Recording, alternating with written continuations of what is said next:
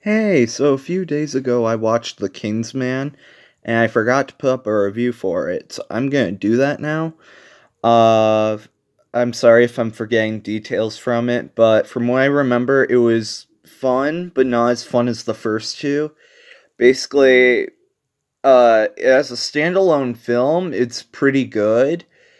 It works better as a standalone film than as a Kingsman film, if that makes sense. Uh it feels like it was forced to be a Kingsman film against its own will. So it trying to be a Kingsman film is both a detriment and also the best parts of the film because that was what I was looking forward to. If you're trying to watch it as a Kingsman film, it disappoints. But if you watch it as like a war drama, it's very competent. But I didn't really come for a war drama. That wasn't what I really wanted. I wanted like an action comedy in the Kingsman franchise, but I was warned that it was gonna do this, so it's fine. Uh, the two standouts in the admittedly great cast are Reese Ifans as I hope I'm saying that name right as Rasputin and Ray Fiennes as the our leading man. Basically, like he holds the whole movie on his shoulders practically. He's so good in it. Like he does really well with the emotional and comedic bits and the action too. Like he does extremely well in just all areas. He makes the tonal juggle like seem like it works even when it doesn't. Like he tackles it with some serious finesse. Like mad props to him, and he makes it feel more like a Kingsman movie because he gives that sort of performance too. He if he was not in the movie would be terrible because it can't really decide what it wants to be. And there's only a couple of action sequences in the movies. So, like, it feels like it becomes an action movie for a couple of scenes. And then it's a comedy for like a couple of stretches. But then for the rest of it, it's a really somber, serious war drama that is like recreating events of World War One through the Kingsman universe, but it feels just odd tonally. I still really like the movie, although it's admittedly way, way, way like worse than the first two. And by that I mean I absolutely love the first two. Like I don't have any complaints for the first two movies whatsoever. And this one I am not mixed on it. Like I definitely enjoyed it way more than I didn't. So when even though I'm gonna be mostly complaining about this one, I still want to reiterate that I did like this movie. I really did. Uh, there were pacing issues. It felt longer than the first two, even though it's shorter. It takes a really long time to get going, and then once it does get going, that slows down again, and it keeps doing that pacing wise. So it's odd. The instead of doing like the cheeky on the nose like satire that the first two films do, this one feels like it's almost what the first two films were parodying, where the plot is way more cliched and predictable, and you get literal lines of dialogue like "I'll be right back," followed by that character doing exactly what happens to anyone that says "I'll be right back." I feel like it's not even a spoiler to say that, especially since it's like the opening scene of the film. Like, seriously, come on. Ray Fiennes is the only reason I could take that scene even semi seriously. There's also an end credit scene, by the way, so you'll want to stick around for that if you do see the movie. I still did enjoy it, but felt like it wanted to be 1917, oddly enough. Uh, yeah, I'm trying to think what I'll say. I wish Rasputin was in the movie a lot, or Rasputin. I don't know how you say it.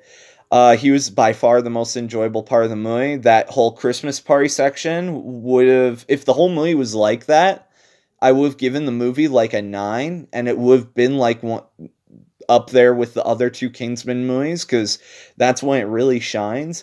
I was like uncontrollably laughing so hard I was crying during that section, and it by far makes the movie more than worth seeing just for that section alone. Like, it's just so enjoyable. No wonder that was the scene they're showcasing through all of the trailers. The trailers also show way too much. They literally show the ending of the movie like a lot, like the ending fight scene and all that. And the movie also has a really disappointing villain reveal at the end that's also predictable. They do a lot of things that are supposed to be sad, shocking, and I had a couple other adjectives, but it falls in all of these categories. It fails to do like it tries to focus on plot as well, and the plot just isn't very good. Which I know the first two Kingsman movies don't have great plots. I mean, spoilers for the previous Kingsman movies, but a character gets shot in the head in that movie, and they're able to retcon that death. And so many characters in this movie get shot in the head, and then they stay dead. And I'm like, but what about the thing in the first two Kingsman movies where a character got shot in the head and they're able to undo that? They couldn't do that here. Did they not have the technology? They never explain. And it just feels like, I don't know, not necessarily lazy, but like they could have explained a little more, or maybe just not have him go out those characters go out the same way that a certain earlier character did. Uh, yeah, I was not surprised like once in the movie. It was shocking just how predictable it was. And I could tell that all these scenes were supposed to be so shocking. The theater I was in was super packed, by the way. It was the first time I've been in a theater that had more than just me in it in actual years. So I'm glad this movie's doing well. I am genuinely happy about that because I want it to do well. Like, I do like the movie, and 20th Century Fox has not been doing well. Like, the only movie that made money this year that I'm aware of is like Free Guy, and that isn't like a very good movie. This is a better movie than Free Guy, I'd argue. I don't know, there's something very annoying about Free Guy to me. Like, it's kind of obnoxious. And this is a less obnoxious movie, even if it is technically more flawed. I don't know. I can't quite pinpoint why.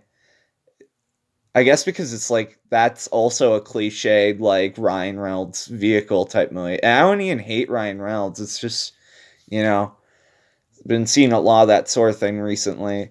Uh but yeah, I'd still definitely recommend it. Just kind of you don't really know what to expect with it. Just keep lower expectations. Uh it just doesn't really scratch the Kingsman itch, or like it's not even, it's probably one of Matthew Vaughn's worst films, which is sad. Uh but I still really liked it and will definitely be owning a copy when it gets out. Probably when it goes down in price though. At least what Kingsman action there was cool, and the comedy that was there was really funny. And it also wasn't afraid to get weird in one particular sequence.